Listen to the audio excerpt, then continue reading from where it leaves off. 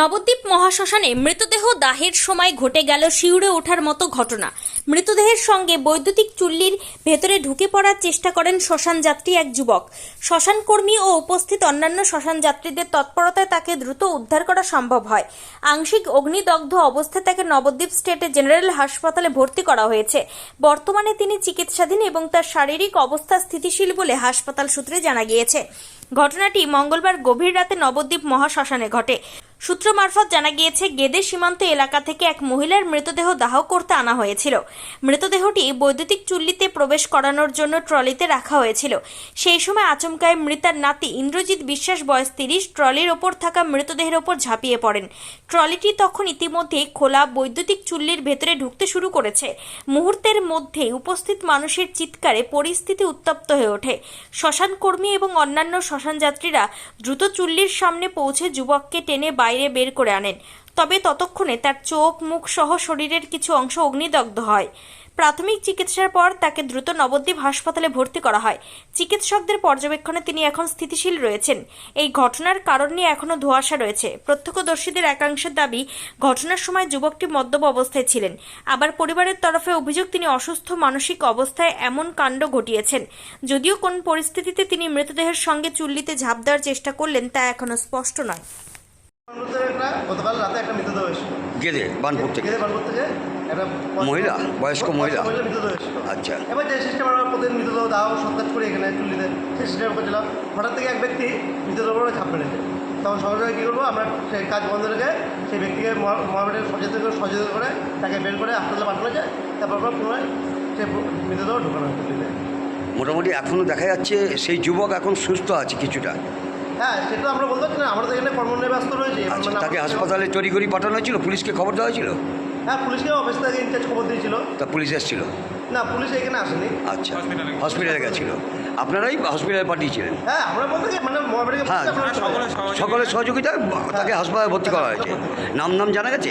না, নাম বলতে পারছি না। আচ্ছা, আর ওই যে বৃদ্ধা, ওটা গেদে বানপুর থেকে এসেছিল? জানা যাচ্ছে যে ওই যুবক নাকি ওই বৃদ্ধার নাতি। সেটা তো আমরা বলতে পারছি না। এবার ধরেন এখানে মৃত ব্যক্তির নাম থাকে আর তার ঠিকানাটা থাকে, আর যে সই করে তারা এটা থাকে। আগামী দিনে কর্তৃপক্ষকে বলবেন যে এত লোক বডির সঙ্গে যেন না আসে। হ্যাঁ, সেটা তো আমরা কেন বিপজ্জনক একটা ঘটনা ঘটে যেতে পারত, একটা মর্মান্তিক ঘটতে পারত। একটা বড় মর্মান্তিক ঘটনা চোখের সামনে, মানে জ্বলন্ত একটা মানে মৃতদেহ পরিণত হতো, যেখানে একজন শবদেহ যাচ্ছে, তার সঙ্গে ঝাঁপ দিয়েছে এক যুবক। কী মনে হয়, আত্মহত্যার চেষ্টা করেছিল? মদ খেয়েছিল? একটু ড্রিঙ্ক করেছিল। সামান্য ড্রিঙ্ক করেছিল? একটু ড্রিঙ্ক করেছিল। আপনার নাম? সুমন দে। আপনি এই শ্মশান কর্মী? হ্যাঁ, সুমন। কালকে রাতের ঘটনাটা একটু বলুন তো। গতকাল রাত ঠিক 11টা 25-এ একটা বডি আমাদের বম্বে চুল্লিটায় দেয়া হচ্ছিল।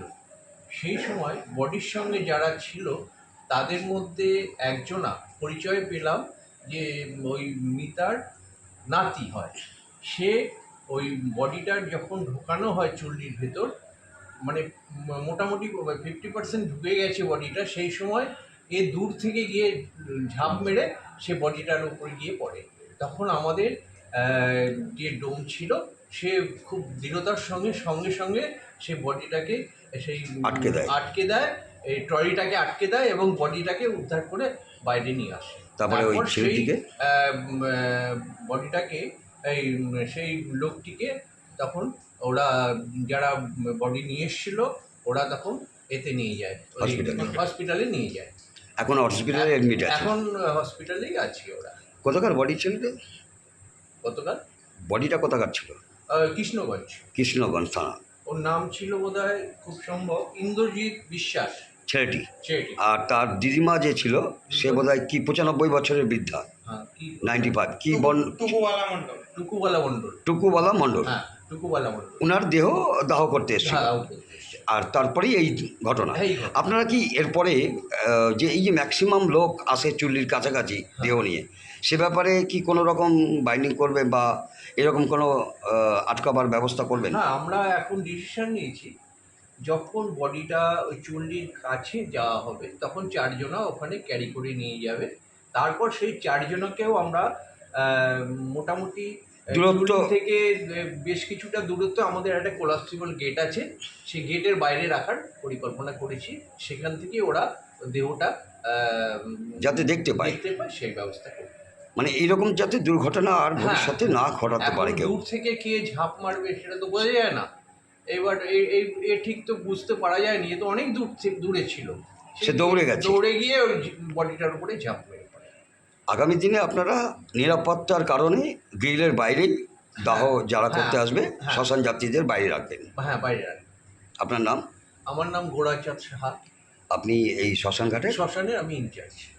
গঙ্গারামপুরবাসীর জন্য সুখবর, উন্নত চিকিৎসার এক নতুন দিগন্ত নিয়ে 29শে মে থেকে শুরু হলো কোনার health care.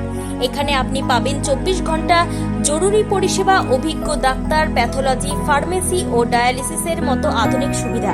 General medicine, gynae, শিশু বিভাগ থেকে শুরু করে আইসিইউ ও মডুলার অপারেশন থিয়েটার সবই এক ছাদের তলায় সাশ্রয়ী মূল্যে।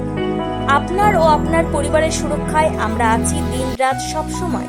ঠিকানা Jyoti Basu road, Subhashpalli, ward number 16, Gangarampur. Helpline number 9242720091।